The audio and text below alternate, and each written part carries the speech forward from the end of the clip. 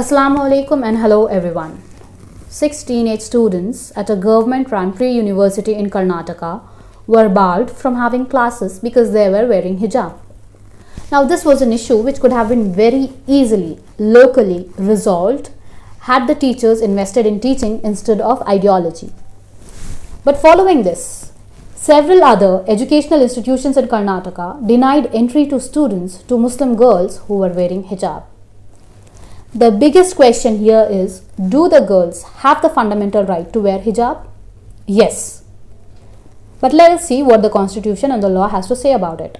Article 14 of the Constitution guarantees right to equality. It states that the state shall not deny to any person equality before the law. Article 25 of the Constitution is on the freedom of conscience, free profession, practice and propagation of religion. It also guarantees us the right to education. As far as these young girls are concerned, where does this all settle in? It is very sad and dark to see what is happening in India. A young woman, a young girl, college student, enters into the campus of her college and she is heckled by a raging mob. Older men on Twitter opining whether or not Muslim women should wear hijab.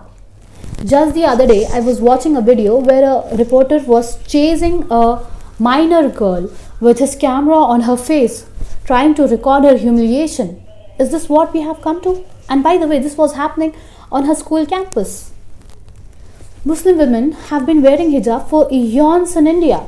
All of a sudden, this engineered problem have arisen, clearly indicating that there is a political agenda at work here.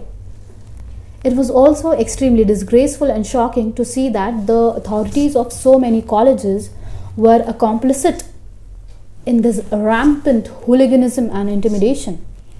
It is an exercise in othering Muslim community, especially Muslim girls on their school campuses and college campuses. It is bigotry and it is simply hatred against Muslim community. The constitutional position is very clear. The Constitution says that the people are fully entitled to practice their religion in the way they see it appropriate. Also, the visible markers of religious identification are also protected by the Constitution. And what do I mean by visible markers of religious identification? A turban and a beard could be a visible marker of religious identification for a Sikh. It could be a tilak for a Hindu. It could be a crucifix for a Christian.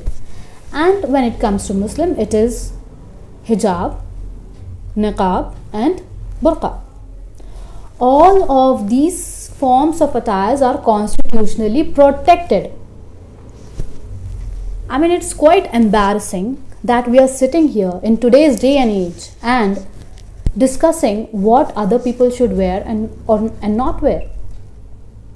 Also, there is a widespread notion that hijab is a choice.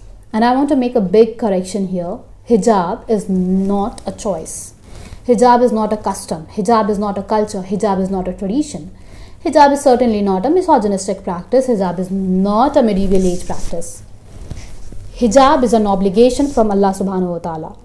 It is mentioned in Quran, in Surah Hijab and also in Surah Nur. And I quote from Surah Hijab, Allah subhanahu wa ta'ala says in the Quran, O Prophet, tell your wives, your daughters and the believing women to draw over themselves a portion of their jilbab. It is suitable for them that they be known and not be harmed. So you see, hijab is an article of faith for us. Hijab is an integral part of our faith. Hijab is an act of worship. Hijab is a way through which we seek closeness to our God. Hijab is a way through which we seek spiritual connection with Allah. And I've given this explanation and I'm explaining to emphasis on the point, on the importance of hijab in our lives. We, under no circumstances can we even think of letting go of hijabs, of giving up on hijabs. Because hijab means so much to us. It is an obligation, it is not a choice. Let us be very clear on that and let us respect this. Next, also there is a false equivalence which is being pushed into the mainstream media, and it says that saffron shawl versus hijab. Now, one is an article of faith and the other is a political gimmick. How can these two even be mentioned in the same breath? This is quite illogical. Let it not be for any external institution, and certainly not for individuals of other faiths, to tell Muslim women what to wear and what not to wear, what they can and cannot wear. It is a shame that the self-proclaimed women's rights champion are forcing Muslim girls to choose between hijab and education, when both are their fundamental rights. This is a systematic targeting and harassing of Muslim girls on their educational premises.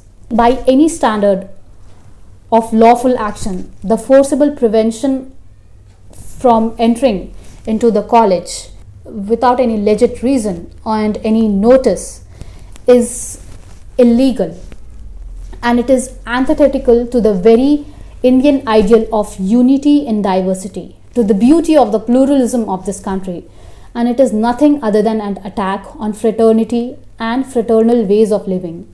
But the government not taking stern action against the mischief makers and the college authorities who were also responsible for creating this, whose indifferent attitude towards this issue has created this mess, will legitimize the unconstitutional interventions into the selfhood, privacy, religious practices, and dignity of Muslim women.